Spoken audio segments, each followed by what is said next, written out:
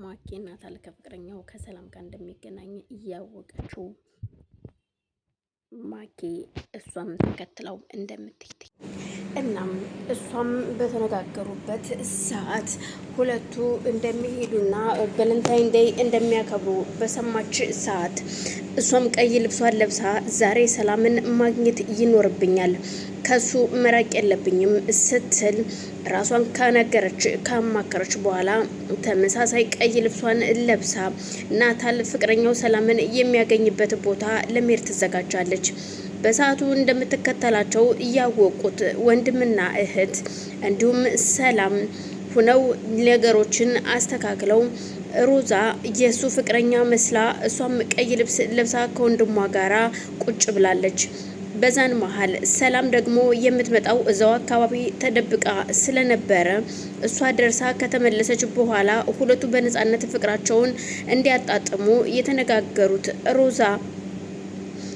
ሮዛና ናታል ሁሉም ነገር አሁን ነው የሚለይለት። ይችን ሴትዮ በዚህን ሰዓት መበቀል ይኖርብናል በማለት ሁለቱ ቁጭ ብለው እያለ ድንገት እየጠጡ ወይናቸውን ልክ እንደማይተዋወቅ አዲስ ፍቅረኛ ማሞች በመምሰል እሷን ለማስበርገግ ያደረጉትን ድርጊት ለማሳየት እሷም ተከትላ ከመጣች በኋላ ቀና ብሎ ሲያይ ፊት ለፊቱ ማኪ እየመጣች እንደሆነ ሲያይ ማኪ መጣች በማለት ከእህቱ ጋር ከተነጋገረ በኋላ ግን ስሬስ ሆኖ እሷን ሲያይ ማኪ ለምንድን ነው የመጣሽው ምንድን ነው በማለት ሲጠይቃት ውይ ናታልዬ የኔ ፍቅር በማለት አቅፋ ስትስመው ቆይ ምን እያደረግሽ ነው ለምን ደነገጥክ ምን ሆነ ነው የደነገጥከው እናትዬ ደግሞ በጣም አምሮብሃል ስትለው አመሰግናለሁ ግን ለምን መጣሽ ለምንስ ምሽቴን ታበላሽብኛለሽ ሲላት አይ እኔማ ዛሬ ፍቅረኛ ጋር ቀጠሮ እንዳለህ ስሰማ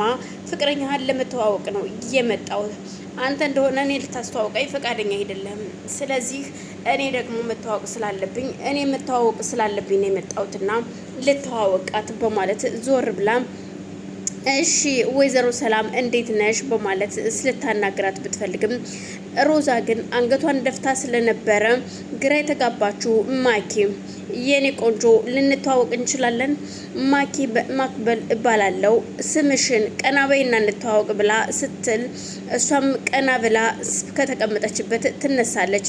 ስታየው ማኪ ያልጠበቀቻት ሴት እሷም ሮዛ ወንድም እህት በጣም ትደነግጥና ሁለቱንም ግራና ቀኝ ታያቸዋለች። እሺ ወይዘሮ ማክቤል እንዴት ነሽ እንደምነሽ በማለት ሮዛም ስትላጥባት ማኪ እጅግ ተናዳ ስለነበር ቆይ እናንተ ምን እያካሄዳችሁ ነው ምን እያደረጋችሁ ነው ምንድነው ችግራችሁ ከኔ ጋር ስትላቸው እኛ እኮ ካንቺ ጋር ምንም ችግር የለብንም አንቺ ነሽ እንጂ ችግር ይሆንሽብን እኛ ምን ችግር ሆንብሽ ላንቺ ስራሽን ፈተሽ እኛን የምትከታተይ አንቺ ነሽ ከየትም ይሁን አንቺ ምን አግብቶሽ ነው አንዴ ሰላም አንዴ እንትና እያልሽ የምትከታተዩ በማለት እሷም ተላለጣባት በጣም ጥሩ አሁን እባክሽን ልትሄጂልን ትችያለሽ ምሽታችን አታበላሽብን ሲሏት ያው እናታቸው ለሕክምና ወደ ውጭ ሀገር ስለሄደች ተነስታ እሷም ወደ ቤት ትሄዳለች። ቤት ስትገባ ያደረገችው ማኪ ሮዛም እና ወንድሟም በደስታ እየፈነጠሱ ቁጭ እንዳሉ ሰላም ከተደበቀችበት ወጣ ትመጣለች። ልክ ስትመጣ ሌላ ሰው መስላ ስለመጣች እጅግ ደንግጠዋል ሁለቱም። እናም ናታልም እንኳንም መጣሽ የኔ ቆንጆ በማለት ፍቅሩን አቅፎ ከተቀበለ በኋላ በይሺ አሁን እኛ ምሽታችንን አንቺም አታበላሽብን ሮዝ ልትሄጂልን ትችያለሽ ወይ ሲሏት አዎ ደግሞ ሳይረፍድብሽ ግራ ጎንሽን ፈልጊ ሲሉ ይቀልዱባታል። ምን አለኝ እኮ ስትላቸው አይደለም አለሽ አይደለም አዎ እንዳለሽማ እናቃለን በማለት ይነግሯታል። ለዛውም ቤት ያስቀምጠሽው የመጣሽው ፍቅረኛሽ ነዋ ስትላት ሰላምም አንቺ የተረገምሽ በማለት እሷን እንደ ቀልድ ታደርጋትና ለማንኛውም ውዶቼ መልካም የፍቅር ጊዜ ይሆንላችሁ እኔ ወደ ቤት መሄድ አለብኝ በማለት ወደ ቤት ትሄዳለች። ማኪ ግን ቀድማ ገብታ ስለነበረ ያላት አማራጭና አንድ የምትፈልገው የናታልን ጃኬት ይዛ ገብታ ላይክ እንደሱ አስመስላ ጃኬቱን ይዛ እያቀፈች እየሳመች ብቻውን ከጃኬቱ ጋር ስታወራ ስትጠጣ ብቻ የራሷን ስሜት ስትከተል ካመሸች በኋላ በዛው ትተኛና ከእንቅልፏ ስትነቃ ወደ ሳሎን ነበር ሄደችው። ወደ ሳሎን ስትሄድ የነበረው አሁን እሷ ፍቅረኛው ነው እያለች የምታወራለት እሱንና ያው ራሱን ግን ስለሳተ ለመርዳት እያስጠጋችው አንድ ምስኪን ሰው አለ ሮዛ። ስለዚህ እሱንም ልጅህን እፈልግልሃለሁ እንፈልጋታለን ተረጋጋ ብላ ስላስገባችው አሁን ላይ ማኪ ግን ደግሞ እሱን ከሮዛ ማራቅና ሮዛን በክፉ መልኩ ማስጠራት ትፈልጋለች። እናም የነገረችውም ሮዛ ከውጭ ድርጅት ጋር እንደምትሰራና ምናልባት የእሱ ልጅም ለውጭ ድርጅት ሽጣት ከሆነ ልጅህን ሽጣብክ ሊሆን ይችላል።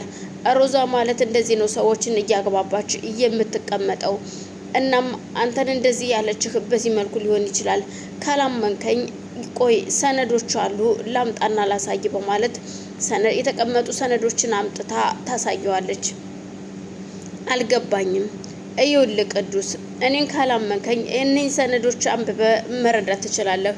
እናም ሮዛ ልትረዳ ሳይሆን ምናልባት ልጅህን ልትቀማክ ሊሆን ይችላል። ስለዚህ ራስህን አድን ስትለው የእውነት ለዛ ነው ማለት ነው እኔን የምትረዳ ይመስላ የቀረበችኝ በማለት እሱም እውነት መስሎት ተነስቶ ልብሶቹን ይዞ ወጥቶ ይሄዳል። እናም ሮዛም ካመሸችበት ስትመጣ ቆይ ቅዱስ የለም እንዴ ስትል ቅዱስ እኮ እብድ እኮ ነው እሱ እብድ እንዴት አንድ ቦታ ይቀመጣል? እሱማ ሄዷል እኮ ስትላት እንዴት እብድ ታያለሽ በማለት ትናደድና መኝታ ቤቶቹን ስታያቸው ማንም ሰው የለም። ሰላምንም ጠርታ ስጠይቃት እቃ ለመግዛት ወጥቼ ነበርና ስመለስ አላገኘሁትኝም ትላታለች። ስለዚህ የሚኖርበትን ቦታ ብላ ያሰበችው ቦታ ስትሄድ እሱ የለም፣ ግን መንገድ ላይ ታገኘዋለች። ቆይ ምን ነው ቅዱስ ምንድነው የሆንከው?